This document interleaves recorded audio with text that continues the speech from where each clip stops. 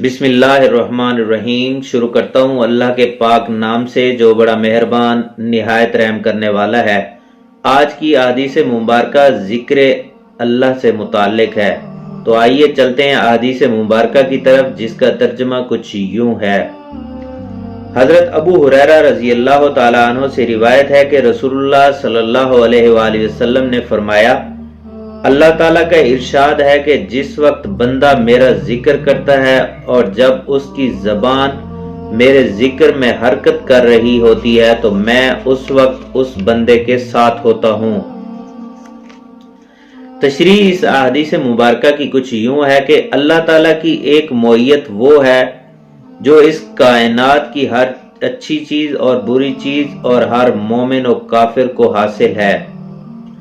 کوئی چیز بھی ایسی نہیں ہے کہ جو اللہ تعالیٰ سے دور ہو۔ ہر وقت اللہ تعالیٰ ہر چیز پر محیط ہے، ہر جگہ ہمہ وقت اللہ تعالیٰ حاضر و ناظر ہے۔ اس حدیث کا مدعا یہ ہے کہ جب میرا بندہ میرا قرب اور میری رضا حاصل کرنا چاہتا ہے اور جب وہ میرا ذکر کر رہا ہوتا ہے تو اس وقت اس کو میری جو قرب اور رضا ہے وہ فوری طور پر حاصل ہو جاتی ہے۔ وہ میری چاہت میں جب ذکر کرتا ہے تو میں اس وقت اس کے بالکل ساتھ ہوتا ہوں اور اس ذکر کرنے کے انداز کو خود دیکھ رہا ہوتا ہوں۔ اس طرح اسے وہ دولت نقد مل جاتی ہے جو وہ ذکر کے ذریعے حاصل کرنا چاہتا ہے۔ اللہ تعالیٰ اس دولت کی طلب ہر اس بندے کو نصیب کرے جو اس کا ذکر کرتا ہے، اور ہمیں بھی اللہ تعالیٰ کا ذکر کرنے کی اللہ تعالیٰ توفیق عطا فرمائے۔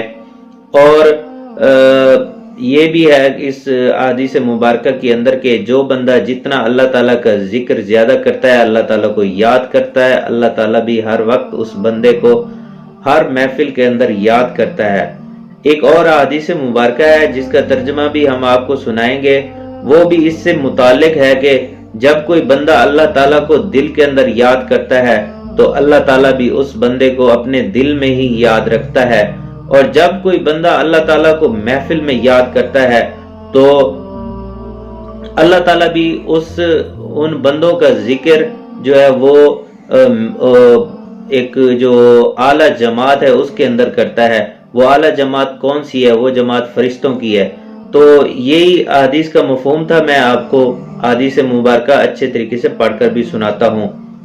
حضرت ابو ہریرہ رضی اللہ تعالیٰ عنہ سے روایت ہے کہ رسول اللہ صلی اللہ علیہ وآلہ وسلم نے فرمایا، اللہ تعالیٰ کا ارشاد ہے کہ میرا معاملہ بندے کے ساتھ اس کے یقین کے مطابق ہے، اور میں اس کے بالکل ساتھ ہوتا ہوں جب وہ مجھے یاد کرتا ہے، اگر وہ مجھے اپنے جی میں اس طرح یاد کرے کہ کسی دوسرے کو اس کی خبر بھی نہ ہو کہ وہ مجھے یاد کر رہا ہے یا یاد نہیں کر رہا، تو میں بھی اسے اسی طریقے سے ہی یاد کروں گا۔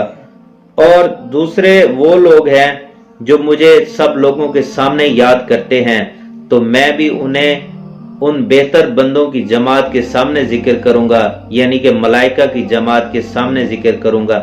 حدیث کے پہلے جملے کا مطلب یہ ہے کہ بندہ میرے بارے میں جیسا یقین قائم کرے گا، میرا معاملہ اس کے ساتھ بالکل اسی کے مطابق ہوگا۔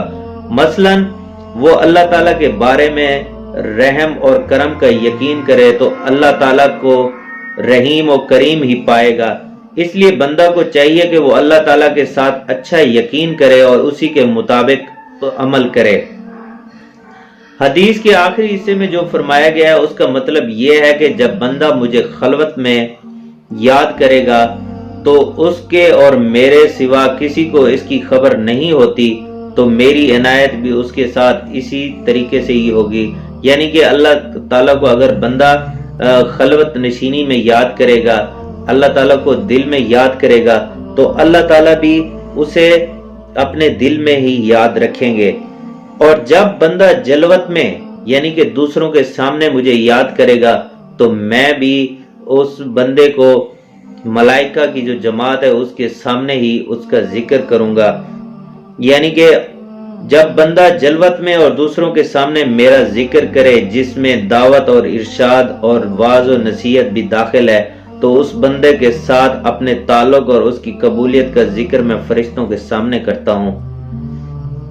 جس کے بعد وہ بندہ فرشتوں میں مقبولیت و محبوبیت حاصل کر جاتا ہے، اور اس کے بعد دنیا میں اس کو قبول عام اور محبوبیت عاملہ حاصل ہو جاتی ہے۔ تو امید کرتا ہوں کہ آج کی ویڈیو آپ دوستوں کو اچھی لگی ہوگی، تو اگر ویڈیو اچھی لگی ہو تو اسے دوستوں تک لازمی شیئر کر دے۔ اگلی ویڈیو تک کے لیے ہمیں اجازت دیجیے۔ اللہ نگہبان۔